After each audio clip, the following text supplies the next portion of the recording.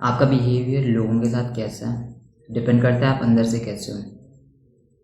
ठीक है, एंड इस चीज़ को काइंड ऑफ ना तो मैं फेक करना चाहता हूँ कुछ, ना मैं कुछ भी मतलब बकवास करने वाला हूँ यहाँ पे।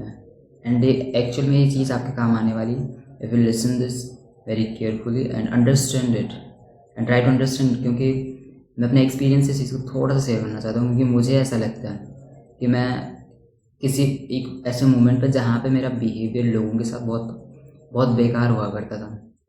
ठीक है, एंड यहाँ पे पता है लोगों की बात एक्चुअल में हो भी नहीं रही है कि लोगों के साथ आपका बिहेवियर कैसा है, कैसा होना चाहिए। मतलब यहाँ पे मैं बेसिक मैनर्स नहीं सिखाने बैठा हूँ आपको।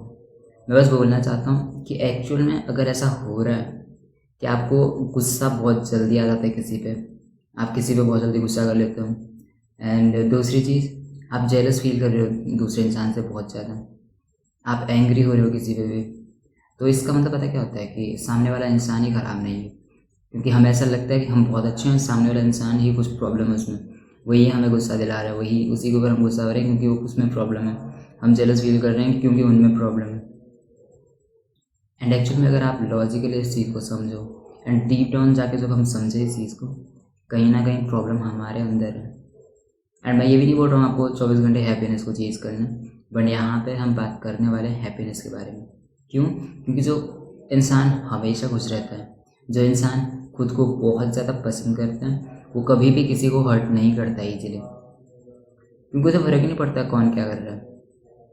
वो खुद में ही खुश है, वो खुद के काम से ही खुश है, वो हैप्पी है, वो खुद को रिस्पेक्ट करता है, एंड उसे दूसरे इंसान से जेलस फील करने की ज़रूरत नहीं है, बिकॉज वो खुद पे काम कर रहा है एंड वो खुद में इनफ है। काइंड ऑफ मेरे को ऐसा बोलना चाहिए। ठीक है, क्योंकि जब मैं एक्चुअल में एंड जेन्युइनली मैं खुद पे काम कर रहा हूँ, मुझे किसी से जेलस फील नहीं होता है, एंड ना मैं किसी पे फालतू गुस्सा करता हूँ। क्योंकि मैं एक्चुअल में अगर मैं देखूँ, मैं खुद में अगर बहुत ज़्यादा खुश हूँ, मेरी फिजिक अच्छी खासी बन रही है, मैं खुद को ट्रेन कर रहा हूँ एवरी सिंगल डे, मैंने लुक्स पे काम कर रहा हूँ, मैं खुद पे काम कर रहा हूँ, मैं अपने गोल्स पे काम कर रहा हूँ, मैं नहीं किसी पे फालतू का गुस्सा करता हूँ, मैं नहीं फालतू किसी पे एंगर शो करता हूँ बिना वजह। बहुत हार्डली किसी पे करूँगा, वो भी बहुत बड़े रीज़न की वजह से। लेकिन कभी कभी लाइफ के ऐसे मोमेंट पे जहाँ पे मैं बस सारी बैड हैबिट्स कर रहा हूँ, तो मैं किसी पे भी फालतू का गुस्सा कर रहा हूँ। एंड वो पता क्या होता है कि वो एक्चुअल में इंसान ख़राब नहीं है, कहीं ना कहीं हम खुद गिल्ट में, इसलिए हम उस इंसान पे फालतू का गुस्सा कर रहे हैं।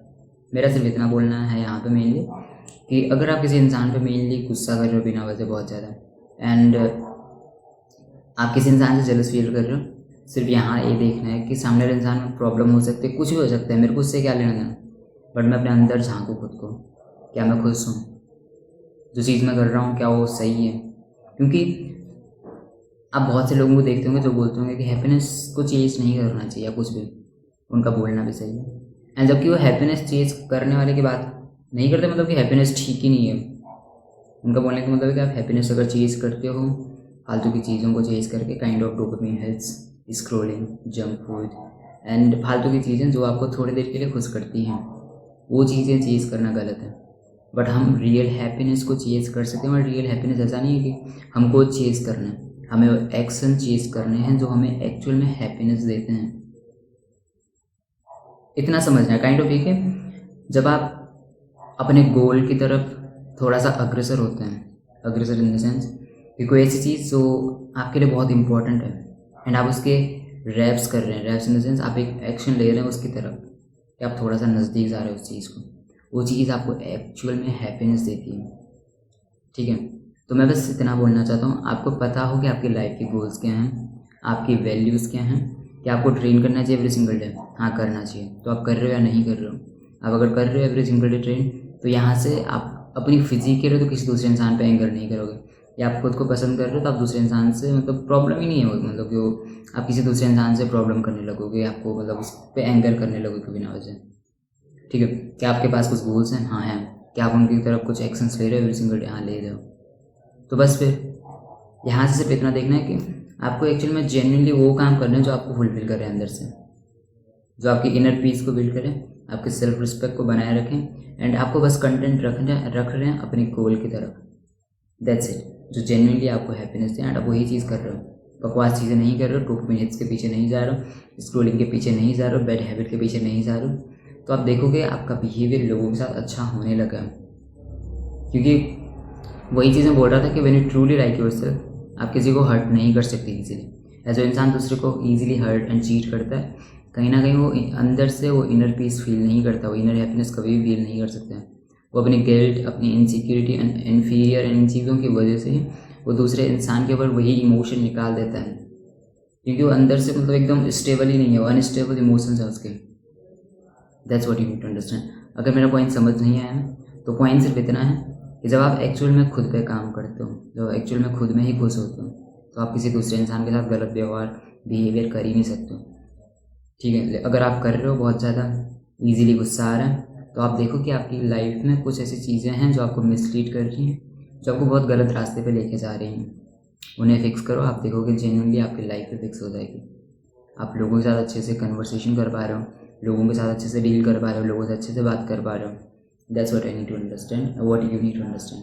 ठीक है, क्योंकि मैं भी समझाऊँ इसे धीरे धीरे एंड आपको भी समझ आ जाना चाहिए। ठीक है, खुद को फॉरगिव कर देना चाहिए, काइंड ऑफ मैं ऐसा बोलता हूँ, क्योंकि अगर आप खुद को हेट करते हो, वही चीज़ें जो नेगेटिव इमोशन लेके आएंगे। क्योंकि होता क्या है कि आपको एक गलत हैबिट कर देते हो एंड आप खुद को फॉरगिव नहीं करोगे, आप रिग्रेट में जाओगे, तो आपको दोबारा करने के चांसेस ज़्यादा रहेंगे। लेकिन अगर आप खुद को फॉरगिव करते हो एंड आप अपनी सेल्फ में चेंज करने का ट्राई करते हो, तो चांसेस है बैड हैबिट क्विट हो भी जाएगी।